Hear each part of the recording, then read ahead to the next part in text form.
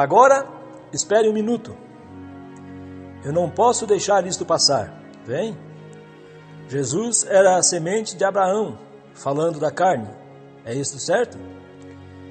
Uma semente predestinada de Abraão. E quando o Espírito caiu sobre ele, que tipo de vida ele trouxe? Ele trouxe uma vida de fé. Que tipo de vida? Você quer dizer que ele seria um hóspede como Abraão? É aí onde as pessoas fazem tanta confusão hoje. Elas tentam pensar que um homem de Deus tem que fazer isto, e seguir isto, e fazer aquilo. Oh, misericórdia, não. O que foi, como era Cristo, a semente de Abraão? Não tanto em seu corpo, porque Isaac, aquela semente de Isaac, finalmente caiu e morreu. Ela se apostatou e se tornou híbrida também. Nós entraremos diretamente nisto, hein? Mas a semente de fé de Abraão, pois ele cria na palavra de Deus, seja quais fossem as circunstâncias. Aí está você, você sabe, eu sinto vontade de gritar. Veja, olhe, a semente de fé de Abraão. O que foi isto? Não o corpo de Abraão, mas a fé de Abraão. A fé de Abraão em quê? Na palavra de Deus. Não importa o que venha, ele chamou tudo contrário a isto, embora isto não estivesse nem mesmo ali. Oh, que coisa! Isto não rasgaria estas denominações em pedaços? Oh, claro que rasgaria. Se a verdade mesmo do casamento e divórcio fosse simplesmente trazida em sua luz, que está aqui na Bíblia, isso romperia cada igreja nesta cidade, qualquer outra cidade, tentando voltar para isto.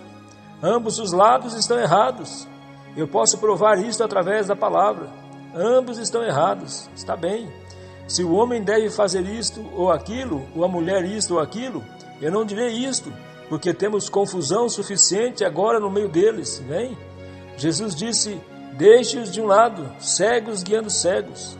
Ora, eles fazem confusão com isto. Eles não creem nisto, não creriam nisto. Se eles nasceram para a vida eterna, eles crerão na palavra.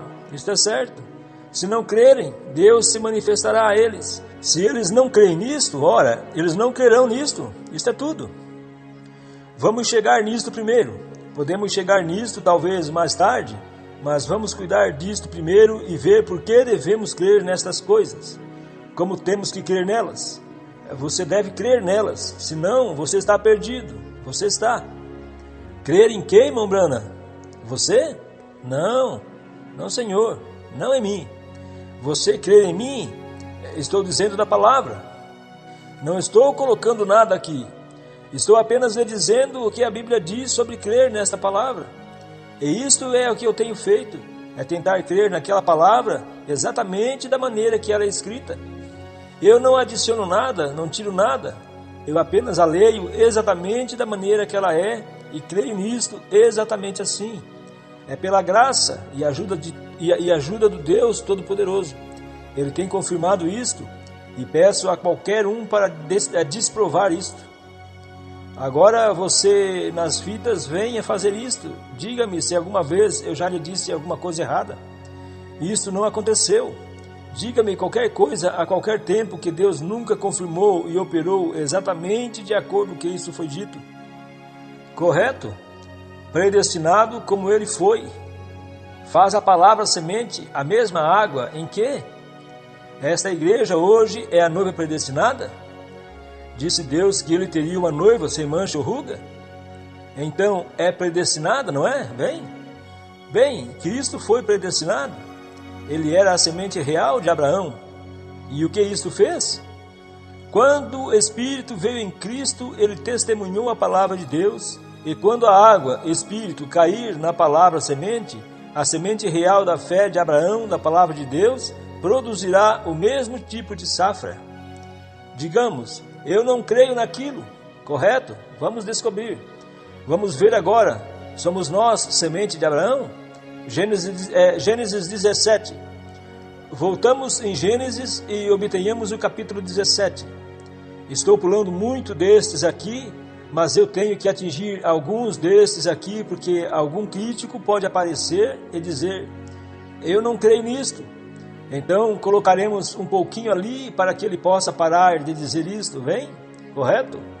17:7. Vamos começar no verso 6. E te farei frutificar grandissimamente, semente de Abraão. E de ti farei nações, gentios e todos, e reis sairão de ti. E estabelecerei o meu concerto. Agora observe, entre mim e ti e a tua semente depois de ti, e suas gerações, por concerto perpétuo, para tecer a ti por Deus, a tua semente depois de ti. Qual é a semente de Abraão agora? Não a sua carne. Paulo disse que os judeus, que um judeu externo não é um judeu, tem que ser judeu de coração, vem? O que é a semente de Abraão? Aqueles que creem em toda a palavra de Deus, não importando qual denominação, ou o que o pai ou a mãe ou qualquer um disser. Eles creem em toda a palavra de Deus. Deus disse: estabelecerei meu pacto neste momento, predestinado. Esse pacto contigo e com a semente em cada geração depois de ti que crerá nisto. Aí está você, semente de Abraão. Agora você diz, agora observe, Deus disse: eu estabelecerei isto com a semente. Bem, você diz, irmão Brana, isto dá a todos. Espere agora só um momento. Vamos voltar a Efésios, agora no livro de Efésios, e nós vamos começar no primeiro capítulo de Efésios. E então nós leremos um pouquinho aqui e apenas veremos o que Deus tem a dizer sobre esse assunto. Ouçam Paulo agora. Observe a maneira que ele endereçou isto agora. Agora todos em seu que estão de pé agora. Nós apenas temos na sua vigia, nós temos apenas alguns minutos agora. Então nós, cerca de 45 minutos, algo assim, então nós despediremos para o almoço. Agora veja, Paulo apóstolo. O que é um apóstolo? Um enviado. Paulo, um enviado de Jesus Cristo. É isso correto? Pela vontade de Sinédrio? Eu li errado, não li? Pela vontade dos luteranos? Bem, de qualquer modo, Paulo, um enviado de Jesus Cristo pela vontade de Deus aos santos. Quem são esses? Para todos? Não, Senhor. Nem todos poderão tomar isto. Está certo. Aos santos estão em Éfeso e fiéis em Cristo Jesus. Aqueles que já estão ali. Isto é o que espero que eu esteja falando a esta congregação nesta manhã. Aqueles que já estão em Cristo Jesus. Agora, aí está onde isto vem. Você não pode dizer aqueles bebês lá fora sobre isto. Eles não podem comer carne, eles têm que tomar leite. Eles são atrofiados, bem? Então recordem, eles não podem comer carne forte. Agora, e fiéis com Cristo Jesus.